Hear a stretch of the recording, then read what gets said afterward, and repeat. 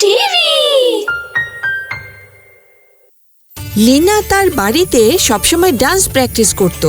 তার ডান্স প্র্যাকটিসের সময় অখিল নামে এক যুবক তাকে দেখে ফেলল। আরে বাহ, কত ভালো ডান্স করে।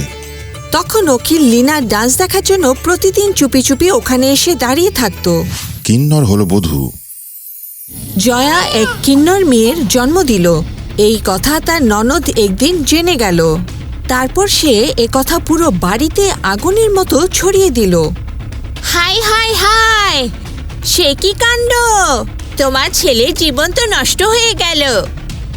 কেন রে পোড়ামুখী, একে তো মেয়ে জন্ম দিয়েছিস, তার উপর কিন্নর! হে ভগবান! তার পরিবার ধ্বংস হয়ে যাওয়ার ভয়ে দয়া বেচারি মতিকে ভয় দেখায়। মতি বলল, বেরিয়ে যা আমার ঘর থেকে। কে জানে আর কাকে কাকে জন্ম দিবি। ও কি আমার একার সন্তান? এটা করবেন না। আমি এই ছোট বাচ্চাটাকে নিয়ে কোথায় যাব? জয়া লাখো মিনতি করার পরেও ঘর থেকে ধাক্কা মেরে তাকে বের করে দিল।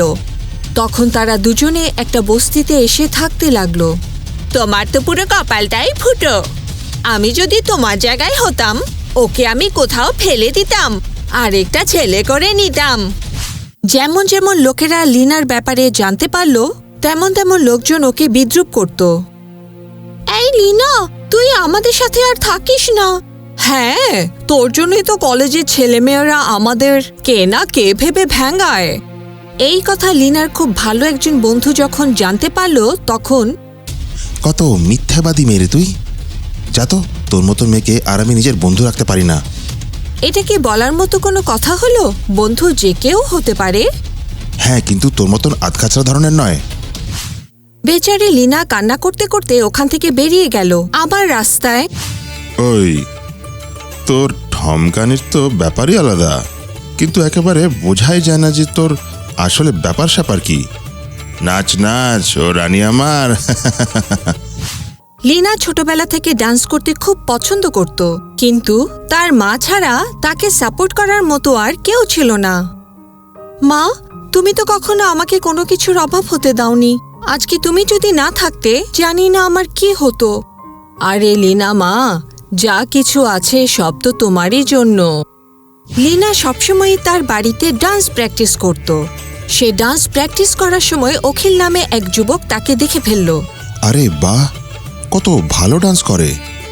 তখন থেকে অখিল লীনার ডান্স দেখার জন্য চুপি চুপি ওখানে চলে আসতো।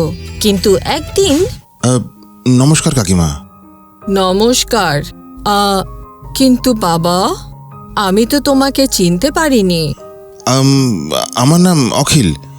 কাকিমা, আমি আপনার মেয়েকে ডান্স করতে দেখেছি। সে খুব ভালো ডান্স করে। ও আচ্ছা। হ্যাঁ কাকিমা, আর আমার এটাও মনে হয় যে ওর এখন সোশ্যাল মিডিয়াতে চলে আসা উচিত। অখিলের নির্ভীক ও উদার মনোভাব দেখে জয়ারও ভালো লাগে। কিন্তু বাবা, কিন্তু কাকিমা, আপনি চিন্তা করবেন না, আমি আছি তো। তারপরে অখিল সম্মতি পেয়ে গেল। হ্যালো লীনা। কে? অখিল? হ্যাঁ, এটা আমারই নাম্বার। হ্যাঁ, বলো। লীনা, তুমি তো খুব দুর্দান্ত ড্যান্সার। তুমি খুব ভালো ডান্স করো। সত্যি? হ্যাঁ সত্যি, তোমার সোশ্যাল মিডিয়াতে আসা উচিত, যাতে গোটা পৃথিবী তোমার ডান্স দেখতে পারবে। ঠিক আছে, তুমি এত করে বলছো যখন, আমি ট্রাই করব। তখন অখিল লীনার ডান্সের ভালো ভালো কিছু ভিডিও বানালো আর সেগুলো ট্রেন্ডিং হ্যাশট্যাগ দিয়ে আপলোড করতে লাগলো। দেখো লীনা, তোমার সব ভিডিওগুলোতে কতগুলো লাইকস আসছে। হ্যাঁ, এগুলো তো অনেক ভাইরাল হয়ে যাচ্ছে। সময়ের সাথে সাথে তাদের বন্ধুত্ব আরো গভীর হতে থাকে। ফুচকা খাবেন? আরে দেখো, লীনা কি ভালো ডান্স করছে। আরে হ্যাঁ, তাই তো। আরে হ্যাঁ হ্যাঁ, লীনাই তো। অখিল, তুমি আমাকে অনেক সাহায্য করেছো। এটা তো শুধু তোমার ডান্সের চমৎকার। আচ্ছা। ফুচকা খাবেন? Leena, I like you. কি? You like me? না, মানে পাবলিক লাইক ইউর ডান্স। ও আচ্ছা ঠিক আছে। শুরু থেকেই জয়ার এটা মনে হচ্ছিল যে অখিল শুধু নাচের জন্যই লীনাকে উৎসাহ দিচ্ছে আর তার ট্যালেন্টকে লোকদের সামনে নিয়ে আসছে। কিন্তু একদিন, কাকিমা, আমি আজকে আপনাকে একটা কথা বলতে চাই। আরে আগে তো কিছু খেয়ে নাও বাবা। হ্যাঁ মা, দেখো না কি পরিশ্রম করছে আমার জন্য, আর কিছু খায়ও না। আচ্ছা, আমি কি তোমাকে অন্য কিছু দেব? কাকিমা, কিছু দেওয়ারই থাকলে লীনাকে আমার জীবনে পাঠিয়ে দাও চিরকালের জন্যে। কি? হ্যাঁ, লীনা, আমি তোমাকে বিয়ে করতে চাই। কিন্তু জয়া অখিলকে অবুঝ মনে করে বোঝাতে লাগলো। দেখো বাবা, তুমি এখনো কিছু জানো না। লীনার ব্যাপারে তুমি কিছুই জানো না। হ্যাঁ জানি কাকিমা, লীনাও আমাকে পছন্দ করে। কথা সেটা না অখিল। বাবা, লীনা নর্মাল মেয়েদের মতো না। ও লীনা লীনা এক কিন্নার। এ কথা শুনে অখিল নিশ্চুপ হয়ে গেল আর লীনাকে সে দেখতে লাগলো। তখন লীনা ফুপিয়ে ফুপিয়ে কাঁদতে লাগলো। আমাকে ক্ষমা করো অখিল, আমি এই কথা তোমাকে প্রথমে বলিনি। আমার ভয় ছিল তুমি আমার জন্মদাতা বাবা আর ভালো বন্ধুদের মতো ছেড়ে যদি চলে যাও। তারপর লীনা কাঁদতে কাঁদতে তার নিজের রুমে চলে গেল আর অখিলও সেখান থেকে নীরবে বেরিয়ে যায়। মা লীনা, তুমিও কি অখিলকে ভালোবাসো? হ্যাঁ মা। কিছু সময় পরে একটা কল আসলো। গোটা পৃথিবী যাই বলুক, আমি তোমার পাশে আছি। ভালোবেসেছি তোমাকে সত্যিকারের। তুমি কি আমাকে বিয়ে করবে? হ্যাঁ হ্যাঁ অখিল।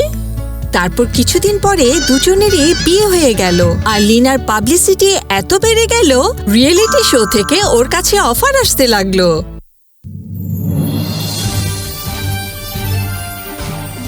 একদম ঠিক, লীনা নিজের নাচ দিয়ে সম্পূর্ণ দেশকে মুগ্ধ করেছে এবং ৮০ লক্ষ টাকার পুরস্কারও জিতেছে। আরে ভাই, কি গুণবতী আর কি ভাগ্যবতী এই মেয়েটা। ভগবান আমাকে চারটা দিয়েছে, কিন্তু একটাও কোনো কাজের না। লীনা কিন্নর বলে বস্তির লোকেরা তাকে বারবার অপমান করত। তারপরও লীনা বস্তির বাচ্চাদের লেখাপড়ার জন্য সাহায্য করত। লীনা অভাবীদের মধ্যে বিলি করল নিজের অর্ধেক উপার্জন। আরে মনে হচ্ছে এ তো আমারই মেয়ে। নিজের মেয়ের এত মান সম্মান দেখে মতি খুশিতে কাঁদতে লাগলো আর লীনাও নিজের বাবার সাথে দেখা করতে আসলো। বাবা দেখো, আমি তোমাদের বংশের মর্যাদা বৃদ্ধি করেছি। আমাকে ক্ষমা করে দাও মা, আমি খুব ভুল করেছি। তারপর পরিবারের সবাই মা মেয়ে দুজনের কাছে ক্ষমা চাইল। তখন লীনা পরিবারের দুরবস্থা আর বাবার অসুখের কথা জানতে পারল। লীনা তার নিজের টাকা দিয়ে ওনার সুচিকিৎসার ব্যবস্থা করে দিল। এমন কন্যা পেয়ে আমি ধন্য হলাম। অনেক ধন্যবাদ মা। ঠিক বলেছিস দয়া। আজ যদি লীনা না থাকতো। মা, এটা কি বলছেন? এটা তো আমার কর্তব্য। তারপর লীনা সবার কাছ থেকে আশীর্বাদ নিয়ে নতুন গন্তব্যের উদ্দেশ্যে বেরিয়ে পড়ল। বেঁচে থাকার অধিকার তো সবারই আছে, তবে সেটা নিজের নিয়মে। লোকে বলে না যে জীবন শুধু একবারই, তাহলে আমরা কেন এত বেশি ভাববো? মানুষ তো সবসময় নিজের প্রতিভা দিয়েই স্বীকৃতি পায়, তাই না?